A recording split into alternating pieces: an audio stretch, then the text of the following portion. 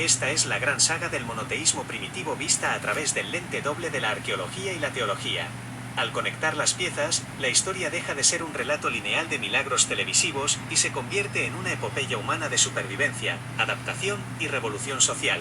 Aquí tienes la crónica histórica y espiritual de cómo se formó la identidad de Israel, dividida en sus tres grandes movimientos. Acto primero, la llegada de la estepa al delta, el periodo Ico. La arqueología. Hacia el año 1700 a.C., Egipto experimentaba un periodo de fragmentación política. Tribus de pastores y comerciantes de lengua semítica occidental, provenientes de Canaán y Siria, cruzaron pacíficamente el istmo de Suez hacia la rica región del delta del Nilo. Entre estas olas migratorias, una élite militar semita tomó el control del norte de Egipto, los Hyksos Keis, gobernando desde su capital, Avaris. Junto a ellos, o bajo su sombra, ingresaron oleadas de apiru, jornaleros, forasteros y pastores marginados que buscaban refugio del hambre que azotaba regularmente a Canaán.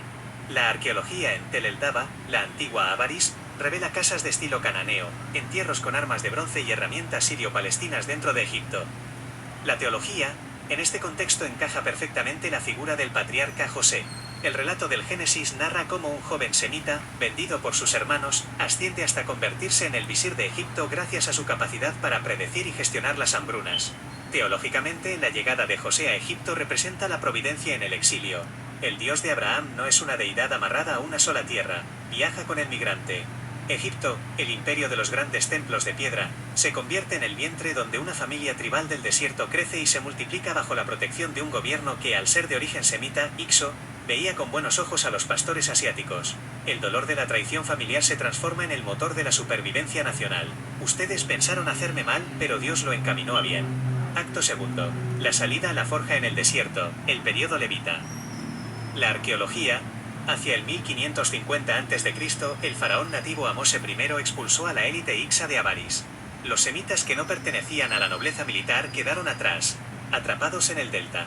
Durante el Imperio Nuevo, especialmente bajo Ramsés II en el siglo XIII a.C., el Estado egipcio inició megaproyectos de construcción en la región del delta, la ciudad de Pi-Ramsés.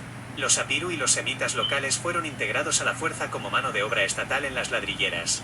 Entre este grupo de trabajadores, un núcleo específico, la futura tribu de Leví, desarrolló una asimilación cultural tan profunda que sus miembros llevaban nombres puramente egipcios como Moshe, Moisés, Finees o Merari. Este grupo levita protagonizó una fuga real y desesperada de las zonas de trabajo forzado hacia el desierto de Sinaí. Al adentrarse en las tierras áridas del sur, Edom, Madián, se encontraron con los Shasu de Yahú, pastores nómadas que adoraban a una deidad de la tormenta en una región registrada por las inscripciones egipcias de Soleb, como la tierra de YHW. La teología. Aquí ocurre la mayor revolución teológica de la historia humana. Moisés, un hombre educado en la alta burocracia egipcia pero conectado con el sufrimiento de los suyos, experimenta la revelación en la zarza ardiente en Madián.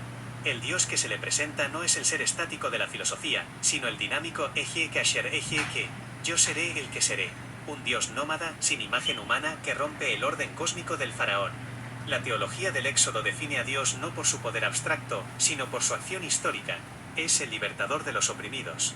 En el desierto, los levitas fusionan su historia de fuga con el nombre del Dios de los Shasu, YHWH, y estructuran un pacto, la Torá.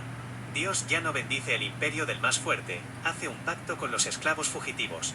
Acto tercero. La llegada. La revolución de las montañas, el periodo de Josué. La arqueología. Hacia el año 1200 a.C., el mundo mediterráneo sufrió un colapso sistémico. Las ricas ciudades-estado cananeas, debilitadas por los tributos exigidos por Egipto y los conflictos internos, comenzaron a desmoronarse desde adentro.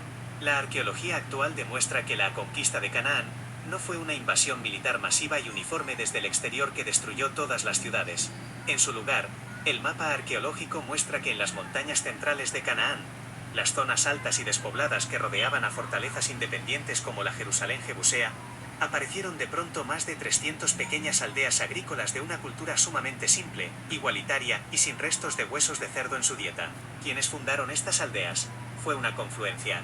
Campesinos cananeos oprimidos que huyeron de las ciudades colonizadas de las llanuras, pastores seminómadas locales y el grupo del Éxodo, los levitas, que llegaba del desierto trayendo consigo la historia de su dios guerrero. La teología.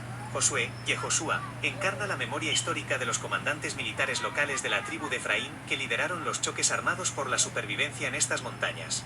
Teológicamente, el libro de Josué toma estas batallas locales reales y las magnifica para transmitir una verdad espiritual colosal.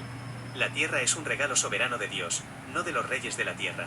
La caída de los muros y las victorias contra coaliciones imponentes, como la de Adón y TZE con acento agudo de que en Jerusalén, le recuerdan al pueblo que ellos no ganaron la tierra por su superioridad tecnológica o militar, ya que eran simples campesinos y pastores frente a los carros de guerra cananeos, sino porque YHWH, el dios de la tormenta y el desierto, peleaba por ellos. La teología política que leímos en la estela de mesa se aplica aquí en su versión israelita. El éxito o el fracaso de la comunidad no depende del poder del faraón, sino de la fidelidad del pueblo al pacto de justicia e igualdad social establecido en el desierto. Epílogo, el nacimiento de una nación. Al final del recorrido, lo que encontramos es un maravilloso tejido. José abrió la puerta a la supervivencia en el imperio. Moisés encendió la chispa espiritual de la libertad con el nombre de YHWH. Y Josué consolidó el espacio geográfico donde esa comunidad de marginados, fugitivos y campesinos se unió bajo una sola identidad revolucionaria. Israel no nació de la pureza de una raza, sino de la adopción compartida de una fe. La convicción de que el Dios del universo camina con el que no tiene patria.